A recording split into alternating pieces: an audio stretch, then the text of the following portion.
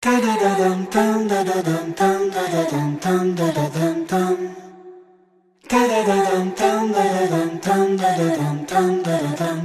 ça a commencé? C'est-à-dire, quel a été votre rêve à vous, le jour où vous vous êtes dit je vais écrire des chansons, je vais les chanter? Qu'est-ce que vous vouliez dire à ce moment-là? Le rêve, je crois que c'est le désir, en fait. C'est Brel qui disait qu'il ne croyait pas au talent, qu'il croyait qu'au désir et à quelques étonnements. Et j'aime beaucoup cette façon de penser. Quand on a du désir pour les choses, eh ben, ça te donne du talent. Et moi, en fait, j'avais envie de raconter des histoires. C'est comme dans le film Little Big Man, l'Indien. Les Indiens s'appellent les êtres humains. Et les êtres humains, c'est ceux qui racontent des histoires. Et après, il y a plusieurs véhicules. Il y a le cinéma, il y a la littérature et il y a la chanson. Et la chanson, c'est ce côté sprint en fait, qui me plaît sur le muscle créatif. C'est-à-dire que quand j'écris un roman, je suis vraiment en mode marathon. Je dois gérer mon effort. Je sais que c'est sur la longueur, c'est autre chose. Alors que la chanson, c'est le sens de la formule. C'est 3 minutes, même s'il n'y a pas de règle, on peut en faire d'une minute ou une de 20 minutes. Mais en tout cas, on est quand même sur un format court, comme si c'était un haïku, comme si c'était à l'époque une pellicule Super 8. Une chanson, ça me fait penser à une pellicule Super 8 parce qu'à l'époque, on n'avait que 3 minutes pour filmer. On devait faire des choix artistiques tout de suite parce qu'on n'avait que peu de temps. Et le fait de la contrainte du temps de la chanson et évidemment de la métrique, en fait, pour moi, c'est une liberté extraordinaire parce qu'elle permet l'ellipse et avec la musique, avec le rythme, avec les mélodies, avec les climats, on peut faire tout son cinéma tout autour. Et je crois que, par exemple, moi, c'est le fait d'écrire des chansons qui m'a donné envie de faire du cinéma. Et c'est une boucle parce que c'est les histoires qui me donnent envie d'écrire des livres. Des fois, c'est quand j'écris un personnage sur un livre, je me dis, tiens, je vais lui faire sa chanson, son personnage. Et c'est un espèce de truc un peu comme ça, un tourbillon créatif qui, des fois, fait que je dors pas beaucoup et que c'est un peu difficile à canaliser parce que c'est passionnant, mais c'est un très très joli problème à gérer. Il y a une énorme perméabilité en fait entre les différentes œuvres que vous avez, que ça soit justement de partir d'un roman et ensuite d'avoir plusieurs chansons d'un album qui en découlent. Comment il se fait le mécanisme pour passer de l'un à l'autre justement? Ce qui est joyeux, c'est qu'il n'y a pas de mécanisme en fait, ou alors il faut le refaire à chaque fois. Il n'y a surtout pas de règles et surtout en parlant de mon cas comme ça, il faut rester toujours avec le maximum d'humilité parce que tous les cas sont différents. Mais moi, la première fois où ça l'a fait, ça a été des déclencheurs émotionnels très forts.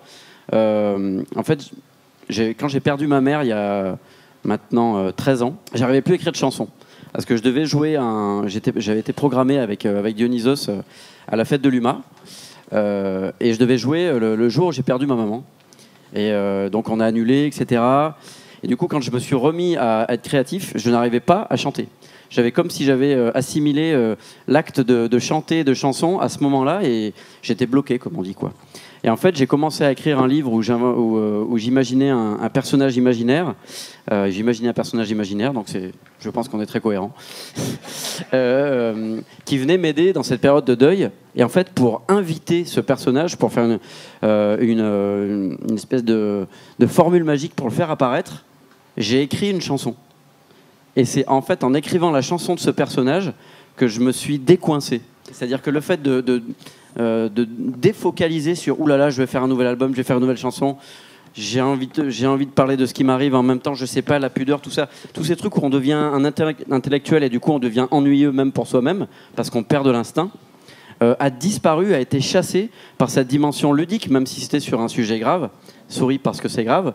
Je me suis mis du coup à faire la chanson de ce personnage et ça m'a réentraîné, ça m'a donné un nouvel élan et du coup ça s'est lancé comme ça. J'ai fait ce livre, j'ai fait quelques chansons sur ce disque qui s'appelait Monsters in Love. Ensuite, j'ai eu une idée de reprendre ce personnage qui m'avait beaucoup aidé, que j'en avais fait un géant de 150 ans qui était spécialisé dans le deuil, qui mourrait jamais. Et qui du coup était juste là, un géant avec une ombre trop grande, qui prenait un bout de son ombre et qui s'en servait pour faire un cataplasme autour du cœur des gens qui restaient.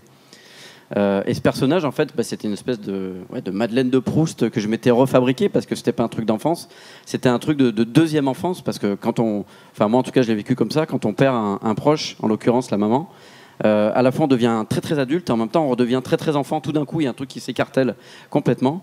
Donc cette nouvelle Madeleine de Proust que j'étais obligé de me fabriquer, j'ai pas eu envie de l'abandonner après ce premier livre et après ce premier disque. Donc je me suis dit, et si je faisais la genèse en fait, l'origine de la bête. Donc je suis retourné 150 ans plus tôt et j'ai imaginé ce personnage qui était né à Édimbourg, etc. Et il y avait un petit coucou suisse chez moi quand j'étais petit qui me fascinait parce que je voyais tout le temps mon père le remonter et j'avais l'impression qu'on pouvait changer la vitesse du temps. Et je me suis dit, ça pourrait être le cœur de ce personnage. Et à partir du moment où je me suis imaginé ça, comme je voulais raconter une histoire d'amour passionnel et en même temps de rapport à la différence, j'ai inventé un personnage avec une horloge à la place du cœur qui est né le jour le plus froid du monde. Et donc c'est toujours ce personnage-là, mais 150 ans plus tôt. Et je me suis dit, il va être né le jour le plus froid du monde avec un cœur gelé et il va être sauvé par une femme qui va lui remplacer ce cœur par une horloge. Elle va le sauver comme une greffe. Alors, on en parlera peut-être après, mais ça va être un écho très bizarre sur ce qui m'est arrivé à moi plus tard. Mais le fait est que je suis parti sur les bases de cette histoire-là. Et je vous raconte tout ça parce que le lien avec la chanson, il est très important. C'est que c'est en imaginant cette histoire que j'ai commencé à avoir envie d'entendre les horloges. Donc j'ai fait des recherches, je suis allé chez des horlogers anciens qui restauraient ce qu'ils appelaient des horloges magiques avec des oiseaux chanteurs accordés, toute la musique mécanique, les boîtes à musique, les carillons, tout ça. Je me suis mis à en enregistrer, à en sampler et j'ai commencé à faire une chanson, puis plusieurs chansons et je me suis dit je vais faire la bande originale du livre comme si c'était un film. Et c'est ça qui a déclenché toute la mécanique du cœur qui ensuite est devenue donc un film que j'ai réalisé, co-réalisé avec Stéphane Berla, produit par Luc Besson, 6 ans de travail. Et cette histoire m'a duré 10 ans. Donc il y a eu ce film, donc je continue un peu l'histoire sur ça, la mécanique du cœur, etc. J'ai eu la chance aussi que le livre soit traduit dans plusieurs pays, donc je vais en Espagne, et ils avaient fait une petite marionnette donc de Jack, ce personnage avec une horloge cœur, et ils m'en avaient donné une. Après les choses, la vie, les déménagements, la tête s'est cassée et je me suis retrouvé avec le personnage cassé dans un vieux carton en mode un peu Toy Story, quoi. Entre-temps, moi j'ai eu une histoire assez difficile en termes de santé. J'ai eu une maladie assez grave du sang qui est un équivalent de la leucémie. J'ai dû être greffé de la moelle osseuse. Et quand j'ai fini par rentrer de l'hôpital en skateboard, parce que c'était un petit challenge que je m'étais donné, en réouvrant mes affaires, j'ai retrouvé ce bonhomme. Ce bonhomme avec la tête arrachée d'une autre histoire. Et ma compagne, je lui avais acheté un bouquet. Des fois, dans les bouquets, vous savez, il y a des cœurs qu'on pique dedans. Et elle, en fait, elle a pris le cœur, elle a coupé et elle l'a mis sur le personnage. Et waouh, du coup, ça faisait un personnage avec une tête de cœur. Du coup, il est greffé lui aussi, il a une nouvelle vie. Et en plus, le cœur à la place de la tête, j'aimais bien cette idée, quoi. C'est vraiment... on dit souvent les gens qui réfléchissent plus avec le ventre. Ça m'a toujours beaucoup plus passionné que l'intellect. Et d'avoir un personnage avec un cœur à la place de la tête, ça m'a beaucoup plu. C'était finalement, effectivement, c'est la mécanique du cœur d'un autre cœur. Parce que finalement, elle est encore plus réaliste, celle-là. Parce que c'était pas juste un fantasme avec le filtre du conte. C'était vraiment exactement ce qui m'est arrivé. Et c'est la projection symbolique que j'en ai fait. Dans le processus créatif, les liens entre ce qu'on peut vivre, entre ce que moi, en tout cas humblement, j'ai pu vivre, traverser, au sens propre comme au sens figuré, chanter, écrire, par rapport à encore cette histoire de perméabilité, comme tu le disais. J'essaie juste de raconter comment, en fait, les choses peuvent se décloisonner et que ça crée de la surprise.